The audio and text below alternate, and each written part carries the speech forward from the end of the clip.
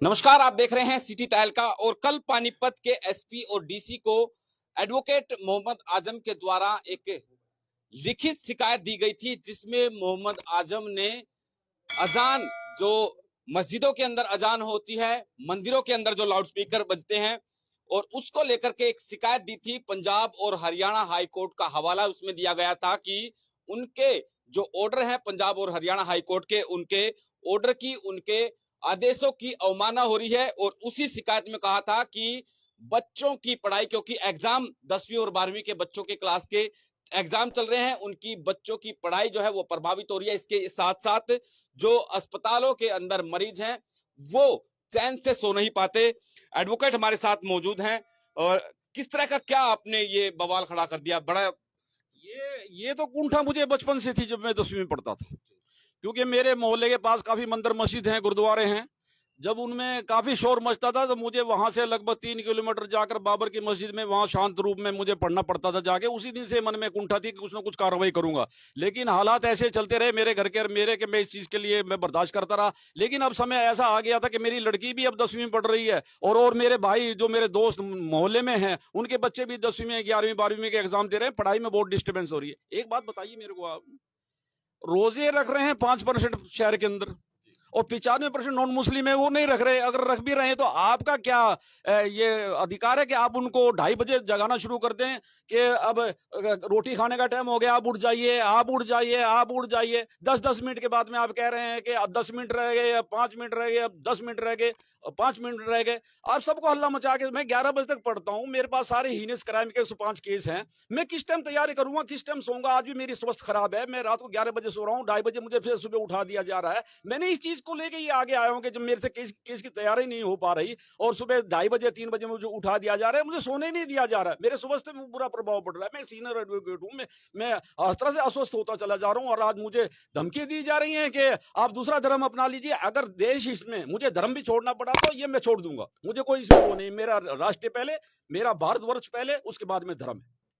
खाली मस्जिदों से परहेज है आपको, या फिर मुझे कोई भी सभी किसी? लाउड स्पीकरों से मौजूद है, प्रेस है।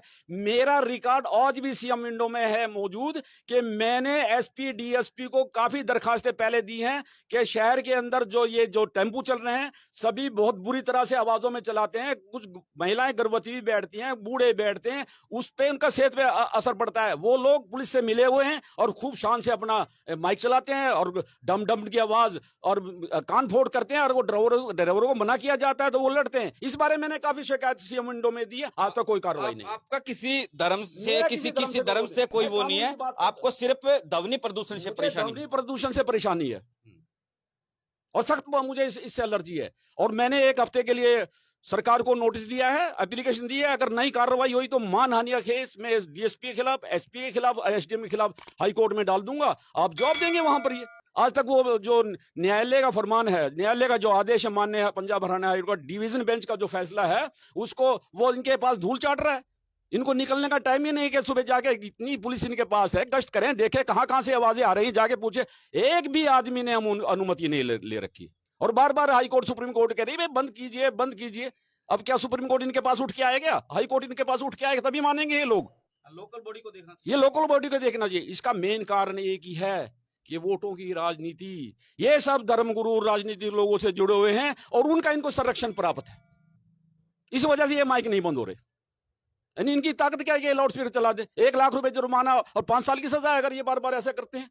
किसी एक का भी चलान, और शहर के अंदर क्या पूरे जिले के अंदर, पूरे हरियाणा के अंदर किसी एक भी व्यक्ति, किसी एक भी धर्मगुरु को लाउड स्पीकर चलाने के लिए सरकार द्वारा अनुमति नहीं दी गई कभी भी। मनमानी है। टाइम क्या पाबंदी रखी गई है उसमें? रात के 10 बजे से लेके सुबह 6 बजे तक कोई लाउड स्पीकर किसी रूप में भी इस्तेमाल नहीं होगा। उसके बाद भी कुछ अगर इस्तेमाल करना ही है तो वो अपनी प्रीमिसेस के अंदर इस्तेमाल करेगा उसका, और वो भी कुछ डेसिमल के हिसाब से, 45 डेसिमल के हिसाब से उसकी आवाज को रखेगा। मनमाने ढंग से नहीं चलाएगा फिर भी वो। लेकिन यहाँ तो सब कुछ मनमाना चल रहा है, यहाँ तो बहुत सख्त एडमिनिस्ट्रेशन की जरूरत है। आप एक खुद मुस्लिम हैं और अपने धर्म के खिलाफ भी बोल रहे हैं। मैं धर्म के खिलाफ कहां बोल रहा हूँ? लाउड स्पीकर कोई धर्म का पार्ट है क्या? अजान धर्म का पार्ट है। जब अरब कंट्री में बंद कर दिया गया है लाउड स्पीकर के चलाने पर, तो हिंदुस्तान में बंद क्यों नहीं होता? इसके लिए विधायक लाए राज्य लोकसभा में, क्यों नहीं लाती गवर्नमेंट? अब क्या दिक्कत है मोदी साहब को इसके लिए? मैं ये कहना चाहता हूं, इस पे इसको तुरंत इस गंदगी को हटाएं। ये आम जनता परेशान है। आज लोगों के 11वीं 10वीं 12वीं के पेपर हो रहे हैं। मेरी लड़की खुद पढ़ रही है, रात को 11 बजे तक पढ़ती है, सुबह 2:30 बजे फिर उठा देते हैं, मेरे को भी उठा देते हैं, उसको मोहल्ले के सारे को जगा देते हैं, और 10-10 मिनट के बाद में ऐलान होता है। ये कौन सी इंसाफ है? पर्सनल तौर पे आपने कोई बोला उनको बंद कीजिए या कुछ ऐसा, कुछ आपने आपकी तरफ से अपील आप की? जाके देख लीजिए, अपना सिर फुट वाले उनसे जाके। मैंने पहले ही कहा है कि इन लोगों को राजनीतिक संरक्षण बराबर है, इनको कानून की कोई परवाह नहीं है। आज सुबह बताया जा रहा है धमकी भी मिली आपको? मुझको मिल गई है कि आप धर्म छोड़ दें। अगर राष्ट्रीय हित में कुछ बात होगी तो मैं धर्म भी छोड़ दूं, मुझे कोई दिक्कत नहीं इसके अंदर। राष्ट्र मेरे लिए सब प्रिय है। अगर इस बात के लिए मेरे को मजबूर किया जाएगा, वो मेरे को धर्म छुड़वाने के लिए कौन होते हैं? मुझे अभी अभी टेलीफोन आया। आपने तो सभी धर्मों के, मतलब ऐसा नहीं है मंदिर मस्जिद गुरुद्वारा सबके लिए बोला आपने, तो कोई ऐसा? मैंने किसी विशेष के लिए नहीं बोला। आपने सिर्फ लाउड स्पीकर का जिक्र किया, चाहे कहीं भी बजते हो। कहीं भी बजते हैं, गाँव में बजते हो या शहरों में बजते हो। हाँ, मेरे को किसी से खास धर्म से किसी से कोई द्वेष नहीं है। मेरे लिए सब प्यारे हैं, मेरे लिए देश प्यारा है, मेरे लिए सब धर्म प्यारे हैं। आगे कहाँ जाएंगे अब? मैं हाईकोर्ट जाऊंगा अगले हफ्ते। 1 सप्ताह का टाइम जी, उनको व्यक्तिगत रूप से मैं कल तामील करा चुका हूँ, मेरे पास वो कागजात हैं। अगर कार्रवाई नहीं हुई तो मैं कंटेम्प्ट पिटीशन फाइल करूंगा, जवाब देंगे वहां पर। डायरेक्ट एसपी या डीसी को दिया आपने? दिया, डायरेक्ट दिए, तीनों दिए, एसडीएम को भी दिया है। क्या कुछ उनकी तरफ से? उनकी तरफ से कुछ नहीं है।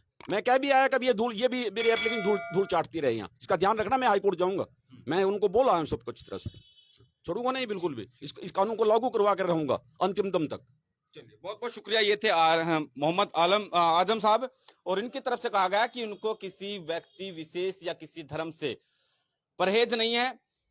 कोई भी मंदिर की बात करें, गुरुद्वारे की बात करें या फिर मस्जिद की बात करें, कहीं भी अगर वो लाउड स्पीकर बजता है, कहीं भी अगर जो आवाज आती है, तो उसकी वजह से, ध्वनि प्रदूषण की वजह से ये इन्होंने आवाज उठाई है। कि इनका कहना है कि इनके बच्चों की पढ़ाई प्रभावित होती है, मरीज सो नहीं पाते, और ध्वनि प्रदूषण की वजह से इन्होंने जैसा कोर्ट का हवाला दिया। बहरहाल देखते हैं कि इस मामले में किस तरह से जिला प्रशासन कार्रवाई करेगी। बहुत बहुत शुक्रिया, नमस्कार।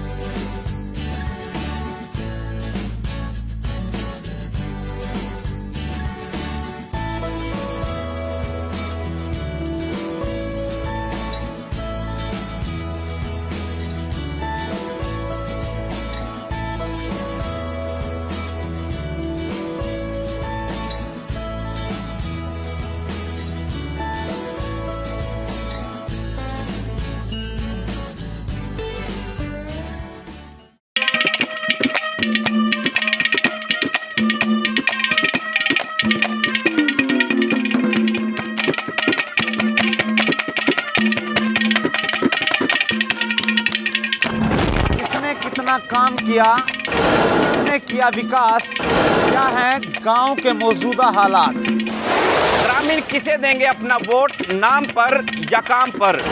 पूछेंगे हम, बताएंगे आप। ये खास कार्यक्रम पंचायती सरकार।